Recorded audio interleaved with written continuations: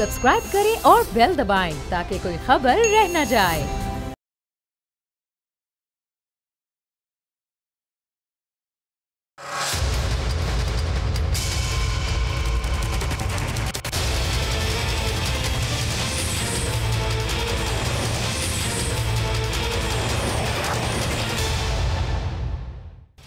अस्सलाम वालेकुम, आप देख रहे हैं प्रोग्राम बस बहुत हो गया। मैं हूं अरबाब जहांगीर और हुकूमत के लिए इस वक्त पीडीएम यानी पाकिस्तान डेमोक्रेटिक मूवमेंट कितना बड़ा चैलेंज है।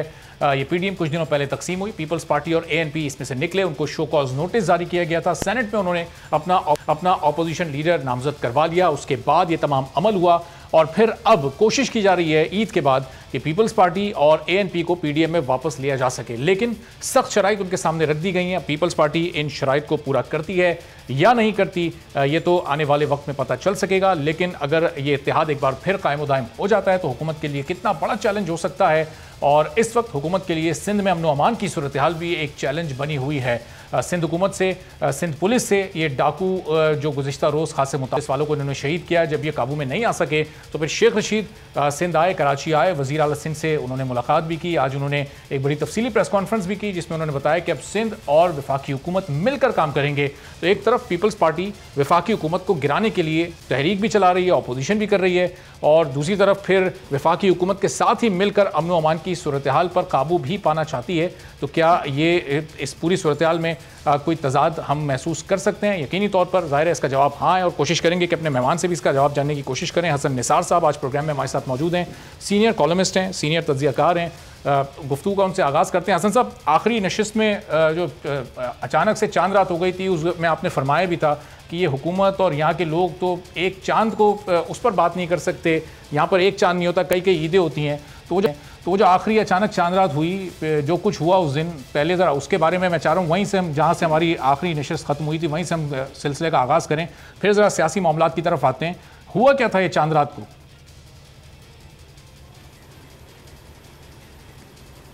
चांद रात को चांद चोरी हो गया था। अच्छा, जिस मुल्क में आधा मुल्क चोरी हो चुका हो और उसके प्रैक्टिकली 73 साल चोरी हो चुके हों, वहाँ एक आध चांद का या चांद रात का चोरी होना हो तो कोई इतना बड़ा इशू नहीं है। सही, तो पहले भी कई बार हुआ है, लेकिन ज़ाहिर है कि अब इस मामले को भी हसन फिक्स होना चाहिए और इस हुकूमत की भी एक बड़ी जिम्मेदारी है, क्योंकि रूयत लाल कमेटी के चेयरमैन भी अब इन्होंने चेंज किया। उसके बाद उम्मीद थी कि सूरत हाल बेहतर होगी, लेकिन हो नहीं सकी। बहरहाल सियासी मामलात की तरफ ज़रा आते हैं। अब ये पाकिस्तान डेमोक्रेटिक मूवमेंट इस वक्त तकसीम नज़र आ रही है। पीपल्स पार्टी, एएनपी आने वाले दिनों में पता नहीं साथ होगी या नहीं। ये इस वक्त कितना बड़ा चैलेंज है हुकूमत के लिए। सेनेट में इन्होंने हुकूमत को टफ टाइम दिया, ज़िमनी इंतखाबात में हुकूमत को बड़ा टफ टाइम दिया और हुकूमत अपनी नशस्तें, कराची वाली नशस्त हार गई और सिर्फ एक नशस्त हुकूमत अभी तक जीत सकी है, बकिया तमाम में उसे शिकस्त हुई है।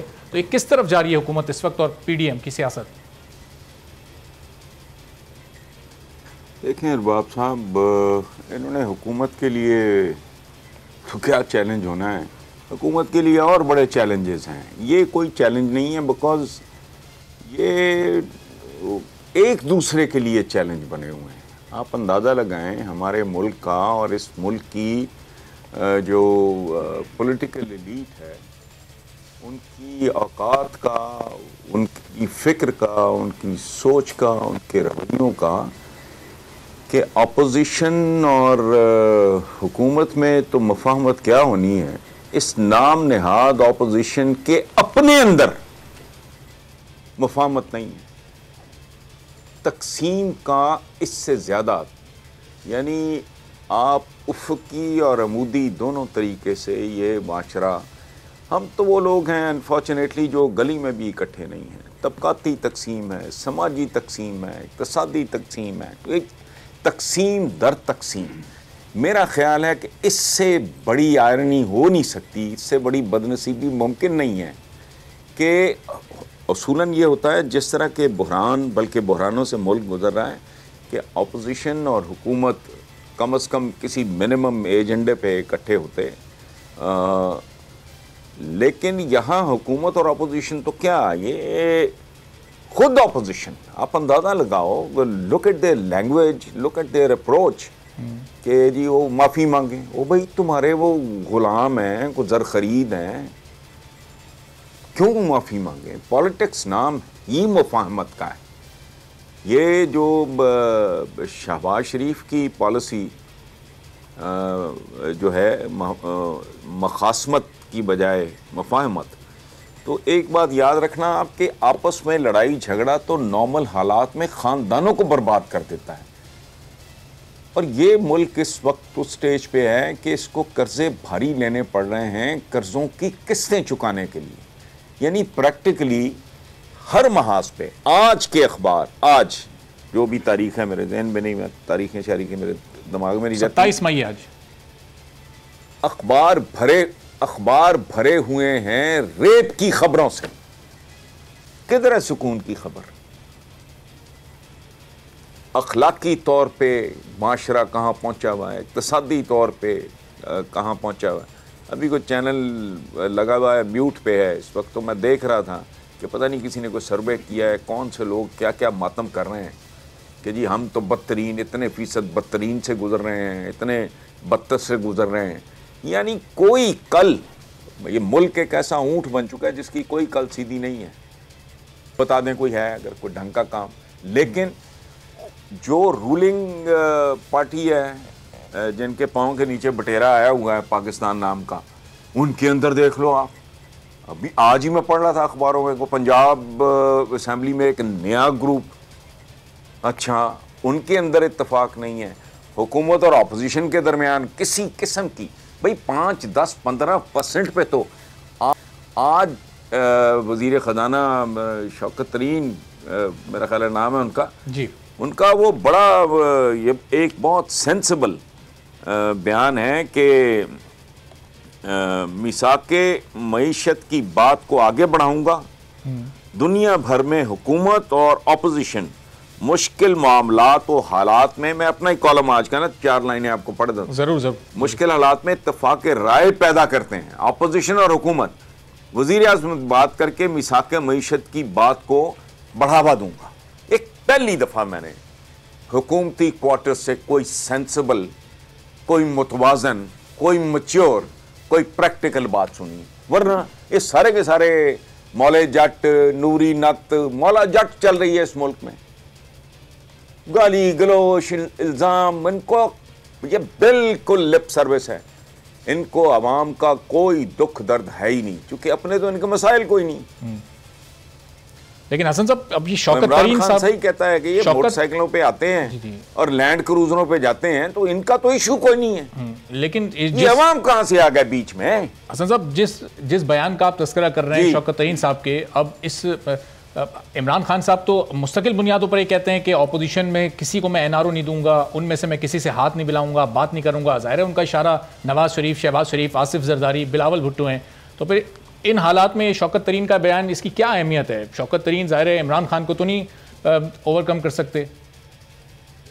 दो चीज़ें होती हैं भाई, हम प्रैक्टिस करें ना करें, मुसलमान तो हैं ना। मुझे बताएं, हाउ गुड और bad a Muslim I am, it is secondary. मैं कितना बेहतर मुसलमान होने की डेफिनेशन के मैं कितना करीब हूँ, कितना दूर हूँ, वो और बात है। मैंने अभी आपको ये अर्ज़ किया है कि मैंने पहली बार हुकूमत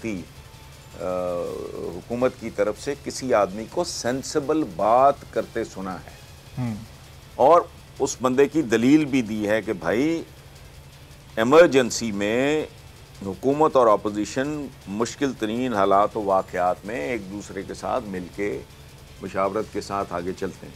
मैंने ये तो बिल्कुल नहीं कहा कि इसमें अमल होगा या नहीं होगा, ये मैंने कब था। मैंने तो कहा पहली दफ़ा एक सेंसिबल बात सुनी, और इत्तेफाक है कि मेरा 3 दिन पहले का कॉलम है, उसका उन्वान ही ये है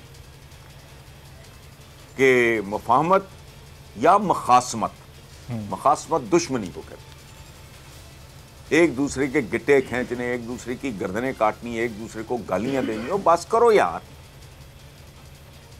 तो हर तरफ तबाही नाच रही है, जिल्लत है, खारी है, 24-25 करोड़ पे आबादी तुम्हारी पहुंची हुई है, पॉपुलेशन मैनेजमेंट है नहीं। कल जब यही 35-40 करोड़ हुआ, मैं देखता हूं किसी का बाप भी इसको कैसे संभालता है। वो अब भी नहीं संभाला जा रहा, तो कल किसी ने क्या संभालना है और क्या कुछ करना है। तो हसन साहब, मैंने बिल्कुल नहीं कहा कि वो वज़ीर ख़ारजा की बात को सुनेगा या नहीं सुनेगा। मैंने तो सिर्फ इतना अर्ज किया है कि पहली बार एक सेंसिबल आवाज सुनाई दी है। तो हसन साहब इस सेंसिबल आवाज को ज़ाहिर पहले मैंने थक हार के यही लिखा है, खान साहब को सुनना चाहिए सेंसिबल आवाज को, चूंकि इस आवाज पर अमल दरामद होने में सबसे बड़ी रुकावट तो वो खुद हैं। अगर वो मौके की नज़ाकत को, हसासियत को महसूस करते हुए अपने मौक़िफ़ में, अपने बयानिए में कोई लचक लाते हैं, अपोजिशन से कहीं बैठ कर बात करते हैं, तो फिर ही हालात बेहतरी की तरफ जा सकते हैं। अगर वो डटे रहेंगे अपने मौक़िफ़ पर कि हाथ नहीं मिलाना, बात नहीं करनी, चाहे वो इशू कोई भी हो, तो फिर तो ज़ाहिर है ये हालात ऐसे ही चलते रहेंगे।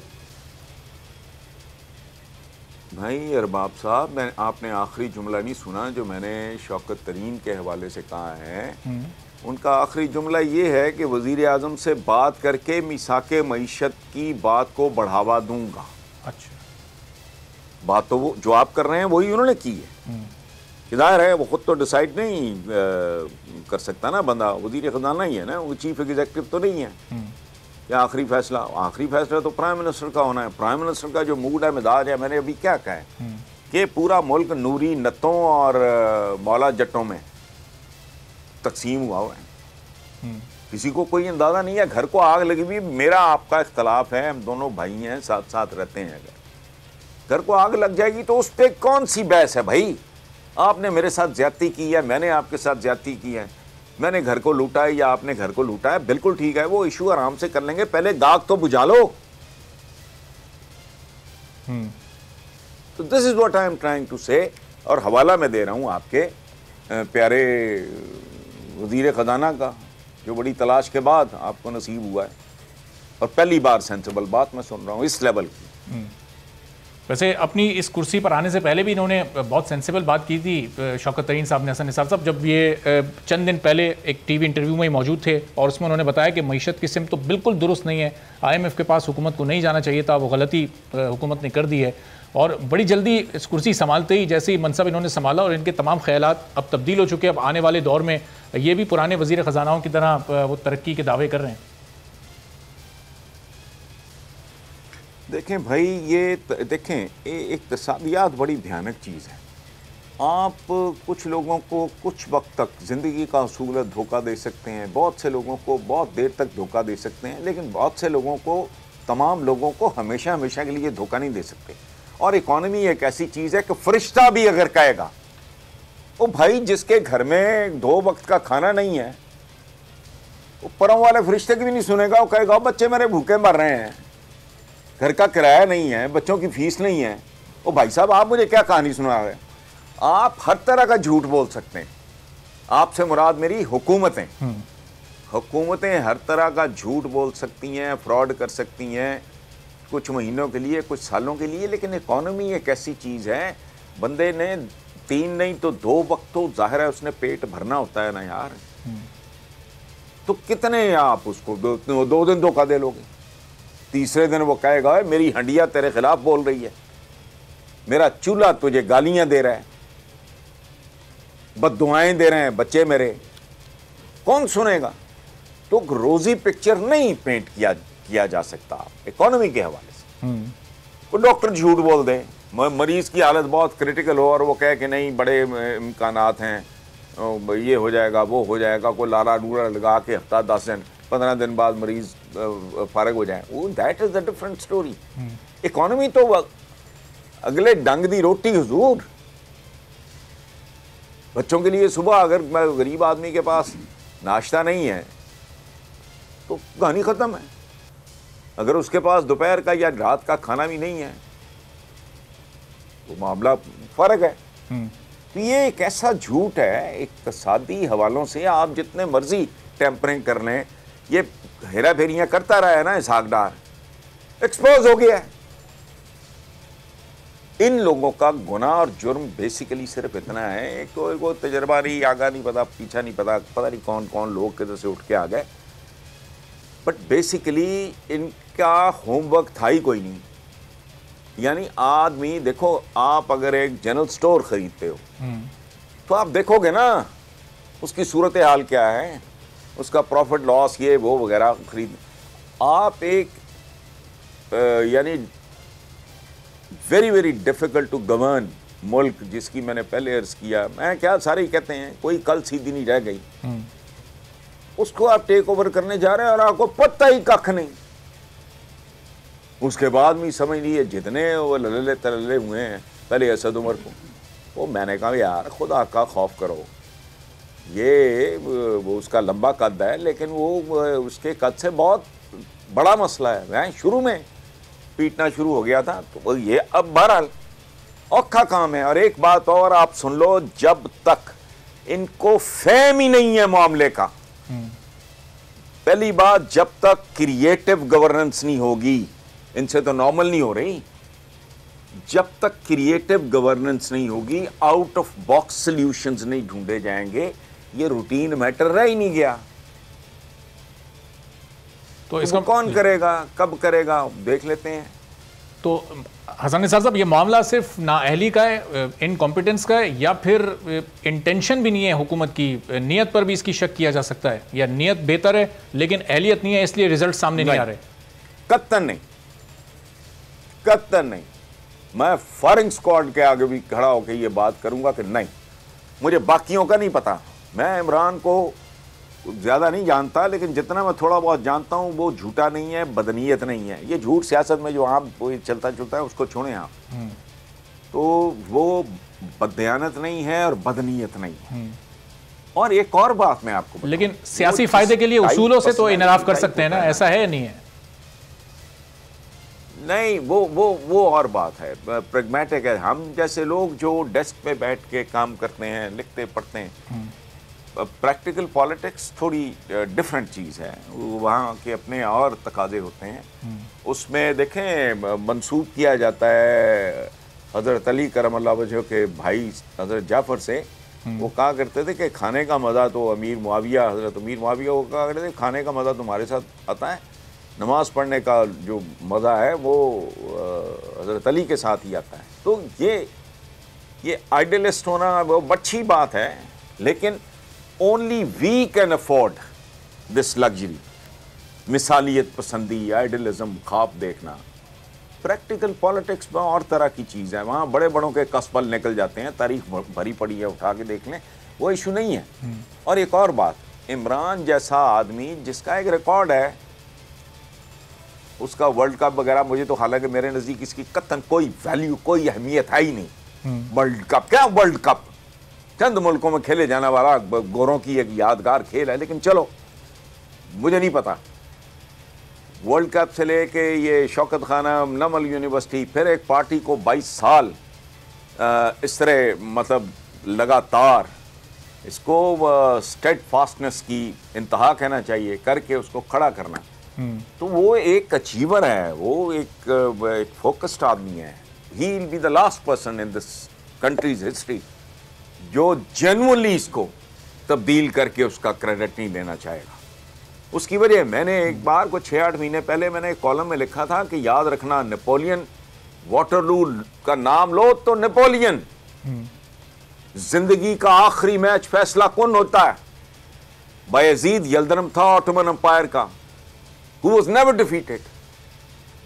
अमीर तैमूर के हाथों आखिरी शिकस्त हुई, वही उसकी पहचान बन गई। वाटरलू नेपोलियन की, he was a military genius. तो इमरान खान का स्टेक ये जो बाकी है ना सारे लग लपेट, इनका तो है ही कुछ नहीं। ये तो अभी रेवड़ सा है, आज आपके बाड़े में है, कल मेरे बाड़े में होगी, कोई भेड़ परसों किसी और में घुस जाएंगे। लेकिन हसन साहब, जब खून भी लग गया, जब इमरान खान साहब ने भी हुकूमत बनाई तो बहुत सारे इलेक्टेबल्स को जमा किया, बहुत सारे वो लोग जो इससे पहले मियां नवाज शरीफ, आसिफ अली जरदारी, परवेज़ मुशर्रफ के साथ काम कर चुके हैं, फिर उन लोगों के आने के बाद पीटीआई के अपने जेन्युइन जो लोग इमरान खान साहब के साथ शुरू हुए थे पार्टी को लेके, वो पीछे चले गए, पार्टी का नज़रिया कहीं पीछे चला गया। बहुत सारी जगह पर मफाद के लिए इमरान खान साहब को अपने उसूलों को भी पीछे छोड़ना पड़ा। फिर ये इस तरह के फैसले भी तो करने पड़े। ये बहुत ज़रूरी है इलेक्टेबल्स को लेके पाकिस्तान में सियासत की जाए, इनके बगैर पाकिस्तान में सियासत का कोई वजूद नहीं है। देखें अरबाब साहब, पाकिस्तान में इलेक्टेबल्स के बगैर सियासत करना बिल्कुल मुमकिन है, बिल्कुल मुमकिन है, लेकिन ये स्विच ऑन स्विच ऑफ नहीं हो सकता।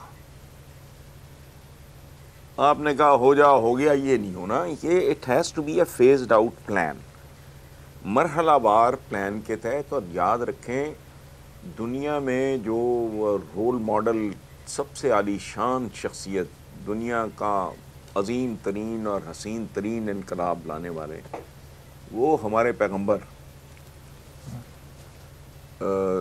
नबी करीम सल्लल्लाहु अलैहि वसल्लम। आप अंदाज़ा लगाएं कि उन्होंने किस तरह कोई रातों रात मरहलावार सब्र के साथ, इस्तकामत के साथ, तसलसल के साथ, आप अगर रातों रात इस तरह को करना चाहें तो वो अचीवेबल है ही नहीं, वो गैर फितरी। देखें बात सुने, ये कुदरत के असूलों के खिलाफ है। अल्लाह मियाँ के लिए मुश्किल, देखें अंधेरा कमरा है, एक हम बटन दबाते हैं तो यकदम वो रोशन हो जाता है, ठीक है। अल्लाह पाक के लिए तो कोई मुश्किल नहीं था कि यकदम 1 सेकंड में सूरज अंधेरा गायब। ग्रेजुअली, पहले कहते हैं सुबह काज़ब, झूठी सुबह से शुरू होता है मामला, ग्रेजुअली फिर रोशनी बढ़ती बढ़ती बढ़ती बढ़ती दिन अपने अरूज पे आ जाता है और अंधेरा पसे पुश चला जाता है। अच्छा, अल्लाह पाक के लिए मेरा ख्याल है, मतलब ये कोई बात ऐसी है, कोई इस पे बंदा गौर करे। बच्चा 9 महीने रहमे मादर में गुजारता है, फिर जब वो इस दुनिया में आता है, फिर वो पालने के स्टेज से गुजरता है, फिर वो बचपना होता है उसका, फिर वो लड़कपन, टीन एज, जवानी, बुढ़ापा, मौत, एक प्रोसेस है। दुनिया का बड़े से बड़ा फन खान जो है, बॉटनिस्ट या जो कोई भी होता है, वो लगाए खां को बीज और शाम तक मुझे तनावर ओक ट्री मुझे बना के दिखा दे जवान, नहीं होता। सो इसी तरह ह्यूमन सोसाइटी, ये माशरा बदशक्ल हो चुका है, इसकी शक्ल बिगड़ चुकी है। मेरे एक दोस्त थे, वो फॉक्स हंटिंग में, अब तो बैन हो गई है इंग्लैंड में, वो घोड़े से गिर गए, चेहरा मस्क हो गया, पुरानी बात कर रहा हूँ। अच्छा, तो it took him 3 to 4 years चेहरा नॉर्मल करने में। कॉस्मेटिक सर्जरी उस वक्त इतनी अरूज पे नहीं थी, हो भी तो रातों रात तो नहीं हो सकता। ये इमरान खान का एक प्रॉब्लम है, वो चाहता है ईद इन हरी, कुछ चीजें हरी में हो सकती नहीं। मौसम जब तब्दील होते हैं, अब गर्मियां जाते जाते स्लो मोशन में जा रही हैं, समझ ही नहीं आ रही सर्दियां कैसे जा रही हैं और गर्मियां कैसे आ रही हैं। बड़ा एक स्मूथ किस्म का, ये कट टू कट नहीं है, नेचर का बिहेवियर है, वो डिजॉल्व चलते हैं उस पर। सर्दी आहिस्ता आहिस्ता फेड आउट होती है, कभी आ रही है, कभी आगे जा रही है, कभी पीछे जा रही है, आहिस्ता आहिस्ता आहिस्ता। अब देखो आप कैसी गर्मी पड़ रही है, तो उसका ये जो है, अब वो हर कारोबारी को माफिया, ओ भाई तुम अक्ल करो, को बैठो कहीं, किसी को कहो तुम्हें समझाए। पूरे का पूरा मुल्क का कल्चर ऐसा है कि कोई आदमी कारोबार क्या किसी भी काम में जायज़ तरीके से जिंदा रह ही नहीं सकता। सबसे पहले तो गवर्नमेंट एम्प्लॉयज को लाइन में खड़ा करो ना, जरा पूछो कि तुम्हारी तनख्वाहों में तुम्हारे गुजारे कैसा हो रहे हैं। ऐसे करो, कोई दिल करे ना गवर्नमेंट मुझे चैलेंज कर दे कि ये 5-6 बंदा है जो तनख्वाह में जिंदा है, बताएं मुझे, आप बताओ। बिल्कुल, बहुत मुश्किल है। आप मेरे साथ ये कर लें, चलें। हाँ, तो हसन निसार साहब, ये हाँ, तो फिर अब वो रातों रात करप्शन वो नहीं होनी। इस सवाल को ऐसे कर लें, रातों रात इलेक्टेबल्स भी खत्म नहीं होने। कि अगर ये 3 साल मुकम्मल होने के बाद इस हुकूमत को आपने अगर ये 10 में से नंबर देने हो तो कोई 2-4 नंबर आप देंगे या फिर माइनस में इनकी कारकर्दगी? एमी को 1.5-2 के करीब ही दिए जा सकते हैं, इससे ज़्यादा जाती होगी। अच्छा, अगर बतौर एग्जामिनर मुझे कोई रिश्वत वगैरह दें तो मैं शायद 3 दे दूँ। सही, ठीक है, चलें। बहुत बहुत शुक्रिया हसन निसार साहब, सीनियर कॉलमिस्ट, सीनियर तज्ज़ियाकार हमारे साथ मौजूद थे। गुफ्तगू हसन निसार साहब की आपने सुनी और हुकूमत को इस मौजूदा कारकर्दगी पर 3 साल बाद 1.5 से 2 नंबर 10 में से उन्होंने दिए, यानी ये हुकूमत सिर्फ 15 से 20% ही परफॉर्म कर पा रही है। और इस मुल्क के गरीब का ख्याल करने के लिए इस हुकूमत को अपनी परफॉर्मेंस में मजीद बेहतरी लाने की ज़रूरत है। एक ब्रेक लेते हैं, ब्रेक के बाद दीगर मेहमान हमारे साथ मौजूद होंगे, मजीद मौज़ूआत पर गुफ्तगू करेंगे।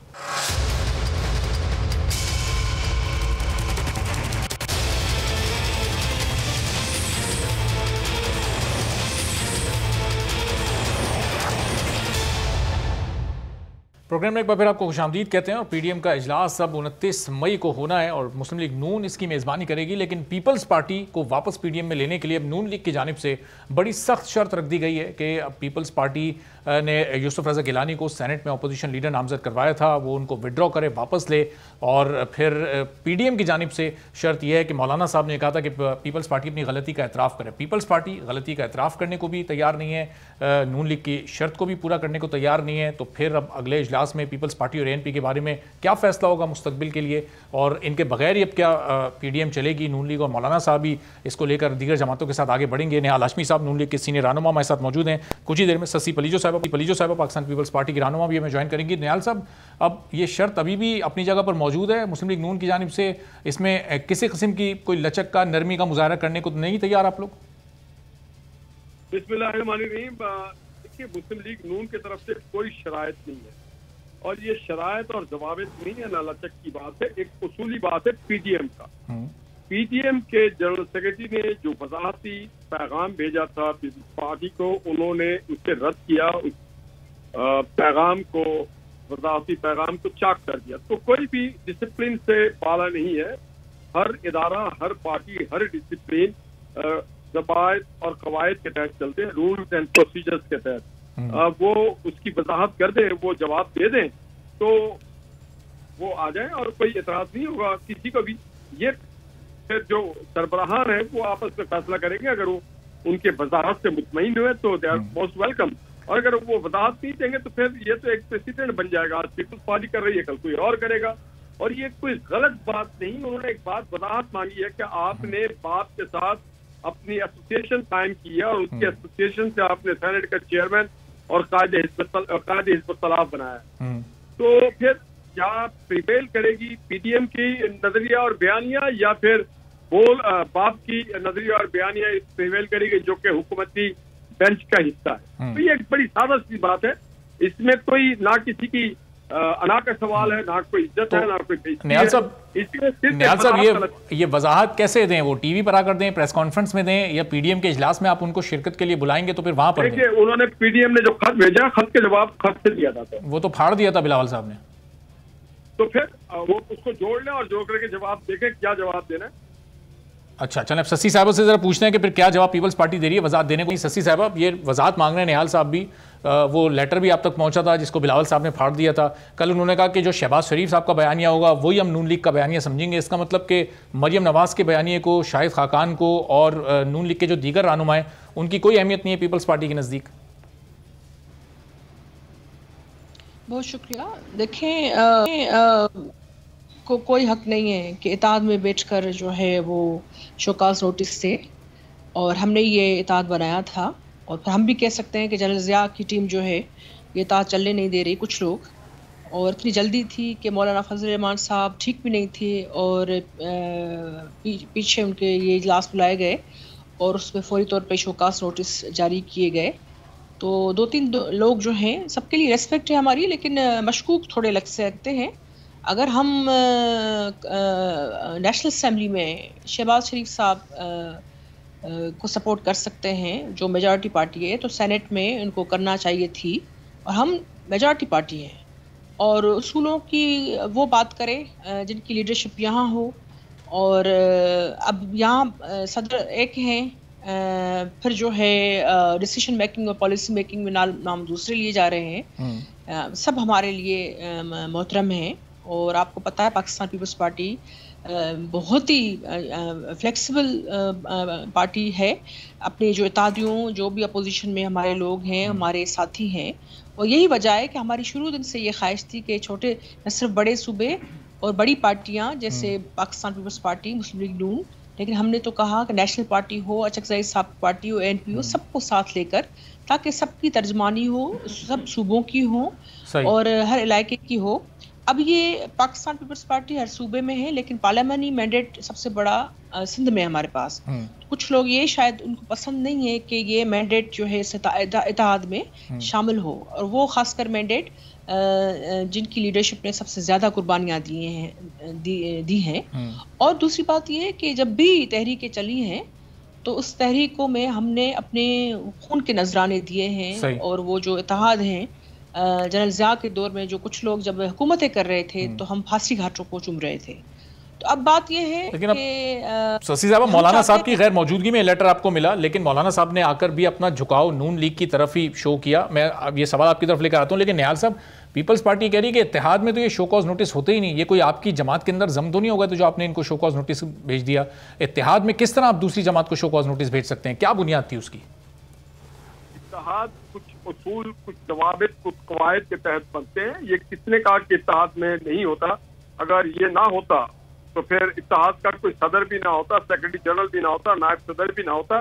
इत्तेहाद में मनमानी करने को किसी की इजाजत नहीं है कि आप इत्तेहाद की मर्जी के बगैर किसी और जमात से या सरकार से जाके बरात हासिल करें या अपने कायदे इस्तलाह भिजवाएं। इस तरह से नहीं होता। अगर उनसे पूछा गया है, इसमें किसी की हतक नहीं है, उसको जवाब देना लाजमी होता है।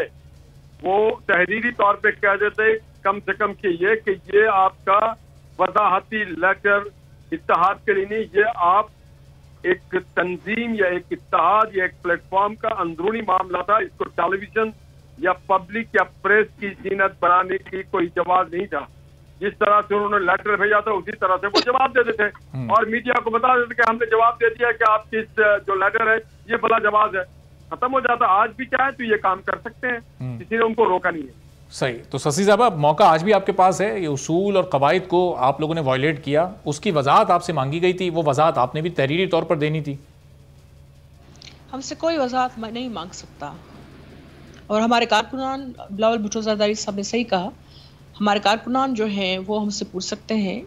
और हमने सर धड़ की बाजी लगा के ये सारी जमहूरी सिस्टम की पहली ईंट भी हमने रखी है। अभी भी पार्लियामेंट में, जहां आज शहबाज शरीफ साहब प्री बजट सेमिनार की बात कर रहे थे और स्ट्रेटजीर्स की, इनसे तो ये भागना चाह रहे थे मुस्लिम लीग नून वाले। अब 29 तारीख को जो है, जिसमें भी हमें नहीं बुलाया गया, हमने तो एहतजाजन इस्तीफाएं दी थी। ये कोई खुदा न खास्ता सियासी कोई डिक्टेटरशिप है या क्या है, जहां हमें दोनों मीटिंग्स में बुलाया भी नहीं गया और पर पीछे ये फैसले किए गए।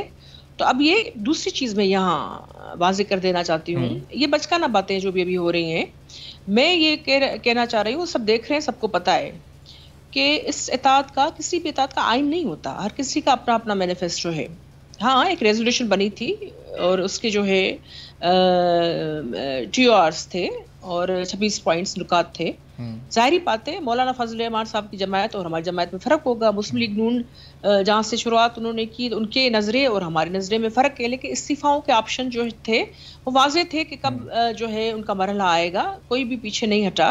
और दूसरी चीज़ ये कि खाका नवाज़ी साहब अभी कल कह रहे थे कि ये देखें हुकूमतों के ख़िलाफ़ ये कोई इताद नहीं है, ये जो है एक जदोजहद है। तो जदोजहद का हमें नुक्ता बताए ना कि ये पार्लियामेंट की जदोजहद है, पार्लियामेंट से बाहर जदोजहद है। अभी आप पार्लियामेंट को स्ट्रेंथन करने की शहबाज शरीफ साहब जो सदर हैं, बेहद एहतराम है उनके लिए भी, मरियम बीबी के लिए भी, अब वो एक बात कर रहे हैं, ये बहुत कन्फ्यूजन है। और दूसरी चीज़ ये कि इस इत्तेहाद के बानी या उसकी जो न्यूक्लियस पाकिस्तान पीपल्स पार्टी है, हम जो हैं जो बात रख रहे हैं, अगर वो चाहते हैं हम हिस्सा बने तो वो उनको जो है देखना पड़ेगा, वरना इतना बड़ा मैंडेट शशि साहब, आप पीपल्स पार्टी को इसका news, People's Party single out हुई हुई है। अब ये जो रेजोल्यूशन थी, जो TORs थे, उसमें ये नुक्ता मौजूद था कि अगर रूल्स को वायलेट किया जाएगा तो फिर कहीं किसी से वजाहत मांगी जा सकती है और शोकॉज भी किया जा सकता है। नहीं अरबाब साहब, ये इताद हमने बनाया था। अब पाकिस्तान पीपल्स पार्टी को या सिंध को या मैंडेट को एक तरफ करके किसी खुफिया कुछ लोगों को खुश करने के लिए 3-4 लोग हमें ज़्यादा ये एक्टिव नज़र आ रहे हैं। मुझे तो और तो इसी चीज़ में नहीं है। 29 तारीख को खैर से ये मीटिंग कर रहे हैं हमारे बगैर, तो हमारी तो ख्वाहिश है कि अब ये जो डटे हुए हैं इस्तीफाओं के हवाले से, लॉन्ग मार्च के हवाले से, इससे पहले भी जो 2 मीटिंग्स हुई वो आपके बगैर ही हुई, तो अब ये रूटीन बन गया PDM की मीटिंग में पीपल्स पार्टी का ना होना। बात तो सुनने ना, इसमें मैं ज़्यादा पेटी किस्म की बहस में जाती नहीं हूँ। सासी लोग हैं, सासी बहस करते हैं, इस्तीफाएं दें, 29 तारीख को ये ऐलान करें। और दूसरी चीज़ ये कि ये तो वक्त है कि ये सभाई सरकार के खिलाफ जो है PTI के खिलाफ अपोजिशन को मुतहद होना चाहिए। पेटी किस्म की चीज, हमारी एक स्ट्रेंथ थी, हमारी मेजॉरिटी थी, सेनेट में हमारा हक बनता था। इस्तीफा आप असेंबलियों से देने की बात करिए कि असेंबली से इस्तीफे दें। हाँ, ये तो कह रहे थे ना इस्तीफा देनी चाहिए। तो अगर हमें भी फिलहाल नहीं मीटिंग्स में नहीं बुलाया जा रहा, तो वो आए, वो अपनी बात रखें और हम देखते हैं कि मरियम नवाज साहिबा इस्तीफाओं का ऐलान करे। और जो भी लेकिन ससिया आपके बगैर अगर वो इस्तीफे देंगे तो फिर इसका फायदा आपको और हुकूमत को ही पहुंचेगा। जाहिर है उन सीटों पर फिर आपके लोगों की तादाद बढ़ जाएगी और हुकूमत वाले भी आ जाएंगे। मेरे बाप साहब, यही तो बात हम चाहते हैं कि बिल्ली थैले से बाहर आए ना।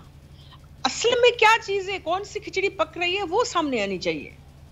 ये चीज जो है ना, अभी जो थोड़ी सी एम्बिग्यूटी है, इसको क्लियर कर दे। और मौलाना साहब जो हमें वो उसूल बता दें कि सेनेट के इलेक्शन जो हैं वो पंजाब में किस तरह होते हैं और अदम एतमाद की वो क्यों नहीं पंजाब में लाते।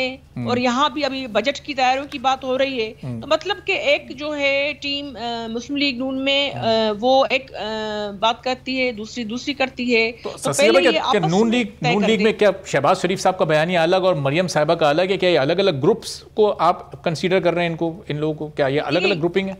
मैं अरबाब साहब, मैं इस किस्म की हमारी तरबियत, हम सियासी लोग हैं। मैं एक बड़ी सियासी जमात से ताल्लुक़ है, मोहतरमा साहिबा के हम पैरोकार है, शहीद भुट्टो के, और सियासी फैमिली से मेरा ताल्लुक़ है। रेल जेल देखे हुए हैं। हल्की बात मैं कोई नहीं कहना चाहती, सब हमारे लिए जो भी अपोजिशन। लेकिन इससे पहले जितनी भी जब पीडीएम बनी, मरियम साहिबा बहुत एक्टिव थी, बिलावल साहब और वो बैठकर आपस में बातचीत किया करते थे। अब वो कह रहे हैं कि शहबाज साहब का जो बयानिया होगा वो नून लीग का बयानिया होगा, मरियम साहिबा की बात भी सुनने को तैयार नहीं है। नहीं, ये बात नहीं है। बात ये है कि पहले शहबाज शरीफ एक बात कर रहे हैं और मरियम साहिबा दूसरी कर रही है। अब हम कहें कि चेयरमैन बिलावल साहब जो सरबराही कर रहे हैं और उसके बजाय जो है कोई हम जूनियर नायब सदर लाकर बिठा दें, कहेंगे नहीं बिलावल साहब नहीं वो बात करेंगे। तो अगर मौजूद भी है लीडरशिप, एक जो सदर मौजूद भी है, तो सदर ही बात करेंगे ना। वो जो बात कर रहे हैं उनकी भी तो सुनी जाएगी या नहीं कही जाएगी? तो अभी इनके 12 वाइस प्रेसिडेंट है। वैसे अब मैं आपको बता दूं 12+ मुख्तलिफ एरियाज से इस तरह। तो अब 12 वाइस प्रेसिडेंट या तो अलग अलग अपनी बात रखें। दूसरी चीज ये कि इनके पॉलिटिकल, ये इनका इंटरनल मामला है, इस पर मुझे तबसरा करते मैं मुनासिब महसूस नहीं करती। बात यह है कि ये पहले आपस में तय कर दें कि बात यह है कि अब वो 29 तारीख को इस्तीफा इनकी तो कम से कम आ जानी चाहिए, जिसके लिए वो हमें कसूरवार, हालांकि सबसे पहले कलेक्ट हमने इस्तीफाएं की थी, उनकी तो 100% कलेक्ट भी नहीं हुई थी, आपको पता है। रिजाइन किया कुछ लोगों ने, उनके आपको चूंकि तकरीबन 1.5 से 2 माह हो चुके हैं पीपल्स पार्टी को ये दूरी इख्तियार की है पीडीएम से, तो पीडीएम की दीगर जमातों ने आपकी तरफ नहीं आपसे रुजू किया या आपने उनसे नहीं राब्ता किया? कोई और जमात आपके साथ आकर खड़ी होती नहीं दिखाई दी? अरबाब साहब, सबको पता है कि हमने दूरी इख्तियार बिल्कुल नहीं की। एक प्रोसेस से हम तो पार्लियामेंट्री बालादस्ती की शुरू से बात कर रहे थे। हम तो इस्तीफाओं को आखिरी ऑप्शन समझ रहे थे। हम तो पार्लियामेंट्री प्रैक्टिसेस में और सारी इलेक्शंस में हमने न सिर्फ हिस्सा लिया, दूसरों को भी कहा। तो हमने तो एहतजाजन इस्तीफाएं दी जब वो उन्होंने यूसुफ रजा गिलानी साहब पर बड़ा क्वेश्चन मार्क लगाने की कोशिश की। तो फिर यानी कल हम अलग अपना पार्लियामेंट्री लीडर, अपोजिशन लीडर लेकर आए, तो क्या ये चीज़ अच्छी लगेगी? बताएं आप। अगर हमारी अच्छी खासी स्ट्रेंथ है, आप देख लें, इतनी धांधलियों के बावजूद हम अच्छा खासा जो है, भले एक सूबे से ज्यादा हमें मिली है वो जो नुमाइंदगी, लेकिन वो भी सब हम खड़े हो जाएं तो वो फिर शहबाज शरीफ साहब की जो खुद वो स्ट्रेंथ में, एक पार्टी की स्ट्रेंथ में, अपोजिशन की स्ट्रेंथ में कमी आएगी ना। ठीक है, ये चीजें नहीं करनी चाहिए पीडीएम की प्लेटफॉर्म से, जहां हम चले थे एक पुरअमन और जमहूरी आईनी जदोजहद के लिए पीटीआई के खिलाफ। सही, चलें, बहुत बहुत शुक्रिया। अससी पलीजो साहिबा, निहाल हाशमी साहब मौजूद थे, गुफ्तगू आपने देखी। लगता नहीं कि मुस्तकबिल करीब में ये दूरियां, तलखियां कम हो सकेंगी। अभी एक ब्रेक लेते हैं और ब्रेक के बाद कुछ उन बदइंतजामियों की बात करेंगे जो PSL 6 के मामलात में अब सामने आ रही हैं। एक ब्रेक के बाद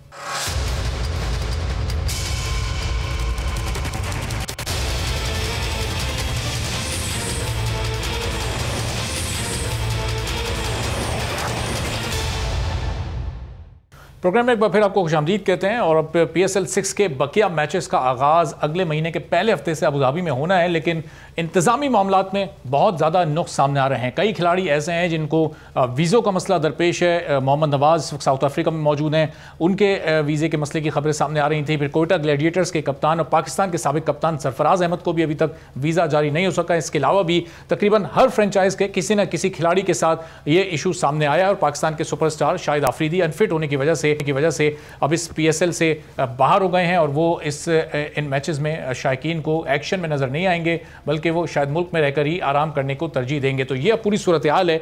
अब देखना ये है कि कब ये इंतज़ामी मामला ख़त्म होते हैं, कब तमाम के तमाम खिलाड़ी वहाँ पहुँच पाते हैं, चूँकि वहाँ पहुँचने के बाद भी फिर आइसोलेशन और SOPs को फॉलो करने का मरहला मुकम्मल होना है। एजाज वसीम बाकरी साहब हमारे साथ मौजूद हैं, बोल न्यूज़ के स्पोर्ट्स कॉरेस्पॉन्डेंट। तो एजाज साहब, ये अब सूरत हाल किस तरफ जाती दिखाई दे रही है? ये तमाम इशूज़ जो अभी हम आज की तारीख में बैठकर डिस्कस कर रहे हैं, आने वाले दिनों में हल हो जाएंगे? जो वीज़ा के मसले हैं, चार्टर्ड फ्लाइट्स के इशूज़ हैं, मुस्तकिल ताख़ीर पर ताख़ीर हो रही है, ये क्यों PCB इन तमाम चीज़ों को मैनेज नहीं कर पा रहा है? देखिए, इस वक्त की ताज़ा तरीन अपडेट्स ये हैं कि पाकिस्तान सुपर लीग के जो दस्ते हैं वो तो अबू धाबी पहुंच गए हैं। तकरीबन 210 के करीब लोग हैं। 57 के करीब लोग थे जो कि कराची से जिन्होंने सफर किया, और 150 के करीब लोग हैं जो कि लाहौर से आज चार्टर फ्लाइट के ऊपर अबू धाबी पहुंचे हैं। अब इस वक्त पाकिस्तान क्रिकेट बोर्ड के लिए सबसे बड़ा मसला जो 25 वीजे नहीं है वो इतना बड़ा मसला नहीं है। जो प्रोडक्शन कंपनी की तलाश है वो PCB के लिए सबसे बड़ा मसला है। पाकिस्तान क्रिकेट बोर्ड ने आज शाम को ये कोशिश की थी कि सिंगापुर से या मलेशिया से, मलेशिया की जो कंपनीज हैं उन्होंने कहा कि हमें क्रिकेट मैचेस की कवरेज का तजर्बा नहीं है। सिंगापुर से भी PCB को यही जवाब मिला है। अब PCB क्रिकेटिंग नेशन जो है, जिसमें इंग्लैंड है, ऑस्ट्रेलिया है और न्यूजीलैंड है, वहां से प्रोडक्शन कंपनी का स्टाफ ढूंढने की कोशिश कर रहा है। और दूसरी तरफ पाकिस्तान क्रिकेट बोर्ड ये भी कोशिश कर रहा है कि अबू धाबी की गवर्नमेंट को राजी किया जाए कि वो इंडियंस को लैंड करने दें, और इंडियन के साथ जो साउथ अफ्रीका से भी एक फ्लाइट, चार्टर फ्लाइट आनी है, उसको भी उतरने की इजाजत नहीं मिली है। उस फ्लाइट में जो साउथ अफ्रीका से आ रही है, क्वेटा के 2 खिलाड़ी हैं, एक फाफ डुप्लेसी और दूसरे मोहम्मद नवाज। तो क्वेटा की टीम को सबसे ज्यादा जो है वो नुकसान हुआ है। नसीम शाह भी टूर्नामेंट से बाहर हो गए।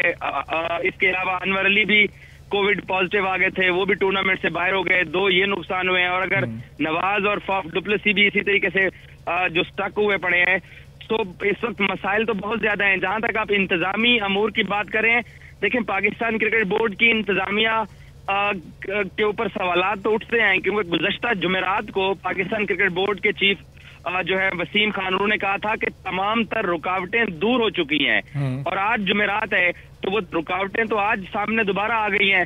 तो कहीं ना कहीं अदम तामुन UAE की गवर्नमेंट से, अबू धाबी की गवर्नमेंट से आ रहा है। वो किस वजह से नाराज हैं, क्या वजूहात हैं, ये भी माजी में PCB और उनके रिलेशन के अंदर अप्स एंड डाउन दिखाई देते रहे हैं। सिर्फ इस वजह से भी पाकिस्तान क्रिकेट बोर्ड को मसाइल का सामना करना पड़ रहा है। तो इजाज़, ये इससे पहले भी तो ये खबर आई थी, जब पहले इजाज़त मिल गई थी, मंजूरी मिल गई थी, उसके अगले दिन के अब ये जितना भी भारतीय स्टाफ है वो आएगा और उनको अलग होटल में रखा जाएगा, वो बायो सिक्योर बबल से दूर रहेंगे और दूर रहकर वो इस पूरे इवेंट की कवरेज करेंगे। तो उसके बाद क्या वो मुस्तदिक़ खबर नहीं थी, या बाद में फिर अबू धाबी ने अपने फैसले को, अबू धाबी की हुकूमत ने चेंज कर लिया अपने उस फैसले को? देखिए, ये आज सुबह जब भारत से और साउथ अफ्रीका से 2 चार्टर फ्लाइट्स ने अबू धाबी के एयरपोर्ट से एक सिग्नल मांगा था अपने जहाज को फ्लाई करने से पहले, उन्होंने उनको सिग्नल देने से इनकार कर दिया कि आपको तो परमिशन ही नहीं है हमारी सिविल एविएशन की तरफ से कि आप यहाँ पे लैंड कर सकें। तब फिर पाकिस्तान क्रिकेट बोर्ड की आंखें खुली, क्योंकि PCB ने जो परमिशन ली थी वो अबू धाबी की गवर्नमेंट से और अबू धाबी क्रिकेट बोर्ड से ली हुई थी, UAE की हुकूमत से ली हुई थी। उन्होंने आगे अपनी सिविल एविएशन को कन्वे ही नहीं किया था। ये मसला आया जिसकी वजह से आज दोपहर को फिर से एक अजीब सी सूरत हाल बन गई थी कि PSL होगा या नहीं होगा। फिर पाकिस्तान सुपर लीग की 2 मीटिंग्स हुई हैं, एक दोपहर 3 बजे हुई, एक शाम 5 बजे हुई, जिसमें पाकिस्तान क्रिकेट बोर्ड ने फ्रेंचाइजेज को अपडेट किया कि हमें प्रोडक्शन स्टाफ को लाने में दुश्वारी हो रही है। तो उस पर फिर फ्रेंचाइजेज और PCB में ये तय हुआ कि नई जो प्रोडक्शन कंपनी है उसकी तलाश की जाए। इंडियन को आज सुबह नहीं उतरने दिया गया, क्योंकि उनको इजाजत तो ऑलरेडी थी। PCB प्रेस रिलीज में भी यही बता रहा था, PCB फ्रेंचाइजेज को भी यही बता रहा था। लेकिन आज जब दोनों साउथ अफ्रीका और इंडिया से जहाजों ने फ्लाई करना था और उन्होंने UAE के एयरपोर्ट से राब्ता किया, तब उन्होंने उनको उतरने की इजाजत देने से इनकार कर दिया। उस वक्त से PCB के लिए मसाइल ज्यादा बढ़ गए। सही। और फिर एजाज, जो 25 वीज़ों का मसला है, ये तो ज़ाहिर है ये इंतजाम तो PCB को करना था, फिर यहाँ PCB से चूक हुई है, PCB ये ताखीर कर रहा है, इंतजामी तौर पर इसको सही तरीके से नहीं मैनेज कर पा रहा। लेकिन पाकिस्तान क्रिकेट बोर्ड से मेरी इस बारे में ऑफिशियली गुफ्तगू हुई है। अब देखें, सरफराज अहमद जो है वो पाकिस्तान के बतौर कप्तान या सुपर लीग पहले भी मुत्तहिदा अरब अमारात में होती रही है, तो उनका UAE का वीजे का मसला नहीं बनना चाहिए था। लेकिन क्योंकि ये 25 वीजे जो हैं ये तमाम पाकिस्तानी पासपोर्ट होल्डर हैं, पाकिस्तानी पासपोर्ट होल्डर के लिए किसी किस्म का कोई इशू नहीं है वीजों का। वो एक प्रोसेस में डिले जरूर आया है। पाकिस्तानियों को जो 25 वीजे नहीं मिले हैं, ये कल या परसों इनको ये वीजे इशू हो जाएंगे। वो सिर्फ एक प्रोसेस के डिले की वजह से आया है। इसके अलावा पाकिस्तानी पासपोर्ट होल्डर्स चाहे पीसीबी के लोग थे, इंतजामिया के लोग थे, उनकी कोविड का इशू हो या वैक्सीनेशन का इशू हो या चार्टर फ्लाइट आने का इशू हो, उस पर कोई पहले एतराज नहीं आया था। ये सिर्फ एक प्रोसेस के अंदर जब 300-350 वीजे अप्लाई हुए तो उसमें से 25 वीजे डिले हो गए और उनमें फिर एक दिन का डिले नहीं हुआ, उनमें 2 दिन की ताखीर हुई है। अच्छा। इसी वजह से 25 लोग रह गए और बाकी लोग अबू धाबी पहुंच चुके हैं। तो इजाज़, अब जब ये 25 लोग बाकी जो रह गए ये बाद में पहुंचेंगे तो फिर ये वो बायो सिक्योर बबल तो इससे नहीं मुतासिर होगा, या वो SOPs की खिलाफ वर्जी में तो नहीं कहीं शुमार होगा?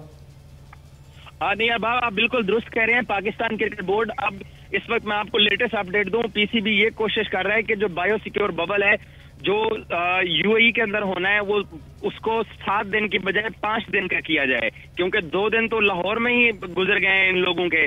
तो इसलिए पीसीबी चाह रहा है कि 5 दिन बाद बायो सिक्योर बबल खत्म हो जाए ताकि जो खिलाड़ी हैं वो सारे लाइनअप हो सकें। इसी वजह से जब मैं और आप गुफ्तगू कर रहे हैं, पाकिस्तान सुपर लीग का शेड्यूल भी अनाउंस नहीं हुआ।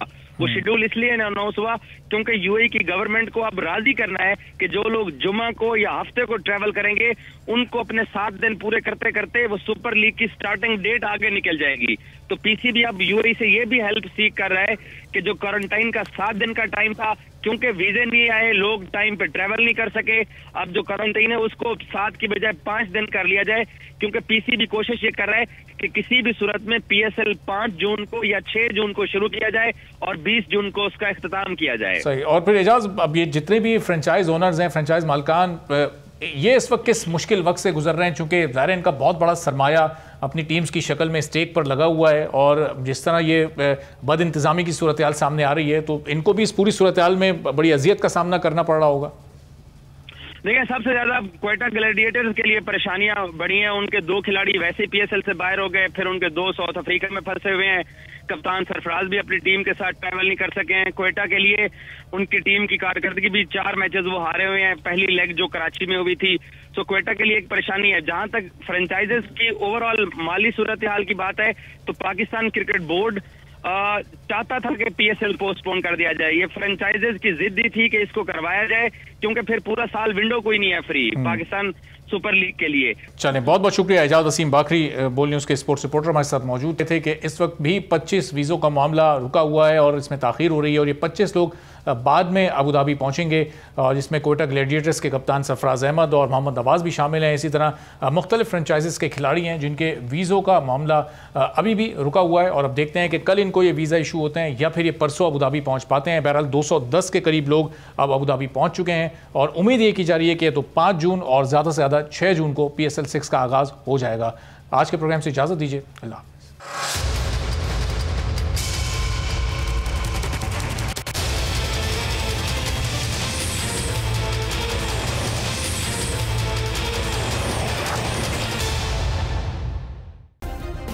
सब्सक्राइब करें और बेल दबाएं ताकि कोई खबर रह न जाए।